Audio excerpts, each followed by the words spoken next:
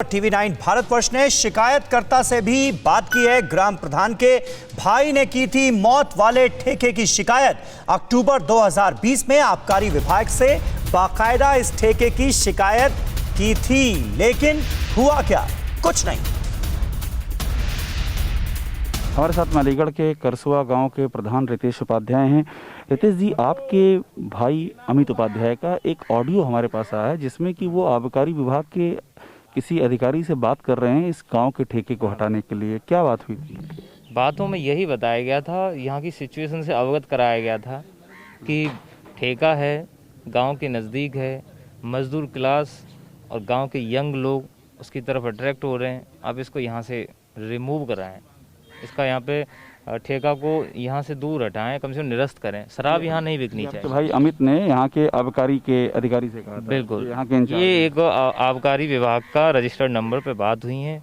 वो वहाँ के इंस्पेक्टर का नंबर है, निरीक्षक का नंबर है वो। तो उन्होंने कोई ठोस आश्वासन दिया नहीं, कहा कि हम उच्च अधिकारियों से बात करेंगे। उच्च अधिकारियों से बात करेंगे और देखेंगे कि वो ठेका कानूनी रूप से वहाँ होना चाहिए कि नहीं। अगर गैर कानूनी होगा तो हटाया जाएगा, अगर कानूनी है तो नहीं हटेगा। फिर कोई एक्शन नहीं हुआ? एक्शन नहीं हुआ उसके बाद। और इसी ठेके से बेची हुई शराब से मौत इसी ठेका, ये ठेका मेन है।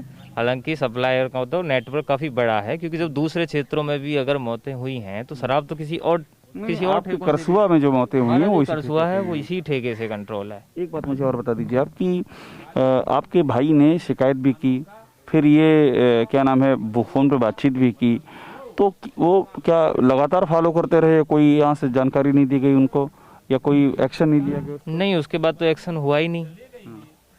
उन्होंने जब मान लिया कि ये ठेका तो कानूनी रूप से सही है तो कोई एक्शन लिया नहीं। भाई कहाँ काम करते हैं आपके? भाई मुंबई में है, वो इनकम टैक्स में इंस्पेक्टर है।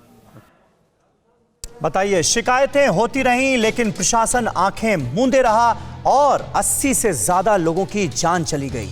इस मौत का जिम्मेदार कौन? यह है बड़ा सवाल। मनीष यादव, क्या लग रहा है जो कुछ हो रहा है, जिस तरह से जांच आगे बढ़ रही है, जिस तरह से एक्शन लिया जा रहा है, लगता है कि इस बार जो दोषी हैं वो नपेंगे?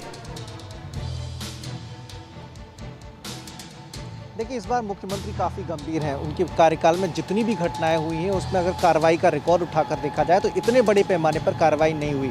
हालांकि घटना भी बड़ी है, इतने सारे लोगों की जान चली गई है, प्रशासन आंकड़े छुपा रहा है, ऐसे आरोप प्रशासन पर लग रहे हैं। तो इन सब चीज़ों को देखते हुए लगातार जिस हिसाब से कार्रवाई हुई है, शासन स्तर पर लगातार मॉनिटरिंग की जा रही है, मुख्यमंत्री भी गंभीर है। तो इस बार उम्मीद है कि इस गठजोड़ को तोड़ने में प्रशासन जो है गंभीरता से काम करेगा और केवल अलीगढ़ नहीं बल्कि पूरे प्रदेश में इस तरह की कार्रवाई करने को कहा गया है।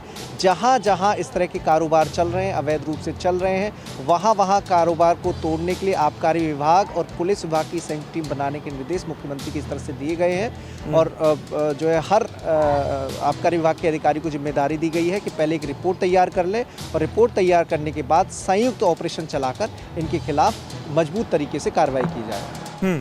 बिल्कुल मनीष, बने रहे आप हमारे साथ। विक्रम सिंह साहब मौजूद हैं। विक्रम सिंह साहब, होना क्या चाहिए अब, इस पर हम बात कर लें, क्योंकि आंकड़े जो हैं वो भयावह हैं। अब 83 लोगों की मौत अलीगढ़ में हो चुकी है। इससे पहले इसी साल की अगर मैं जिक्र करूं तो 8 जनवरी को बुलंदशहर में जहरीली शराब से 5 लोगों की मौत हुई, 26 फरवरी को महोबा में 5 लोगों की मौत हुई, 17 मार्च को प्रयागराज में 9 लोगों की मौत हुई, 22 मार्च को चित्रकूट में भी 7 लोगों की मौत हुई। मतलब ये सिलसिला लगातार जारी है।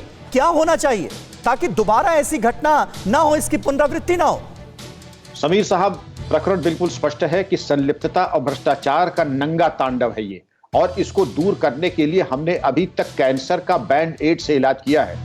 अब कैंसर की सर्जरी करने का वक्त आ गया है और वाकई शासन प्रशासन अगर गंभीर है तो पहले मुकदमे लिखना शुरू कर दे।